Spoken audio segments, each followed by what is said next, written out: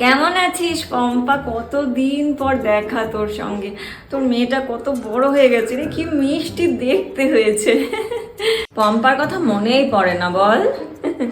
মা, এটা আবার তোমার কোন বন্ধু? এই বন্ধুর নাম তো আগে কখনো শুনিনি। তুমি আমার নাম আগে শোনোনি? অনেকদিন তো আমাদেরই দেখা হয়নি, তুই কি করে জানবি আমার এই বন্ধুকে? দেখ, যে সূত্র ধরেই আসা হোক না কেন, ফাইনালি আসা হলো, তোর সঙ্গে দেখা হলো, তোর মেয়ের সঙ্গে আলাপ হলো, আর আমাদের কাজের কথাটাও সেরে ফেলা যাবে, তাই না? আমার মনে হয় তোমার এই বন্ধুটা কোনো ধান্দা নিয়ে এসেছে, নাহলে এত বছরে তোমাকে মনে পড়েনি, হঠাৎ করে মনে পড়ে গেল। টুকলু, চুপ করো, বেশি কথা বলবে না। বাবা, তোর মেয়ের তো কথার ফুলঝুরি রে। হ্যাঁ, এরকম করে বেশি কথা বলতে নেই, অচেনা লোকে আবার বলবে খুব অসভ্য হয়ে গেছো। তুমি আমাকে অসভ্য বললে কেন?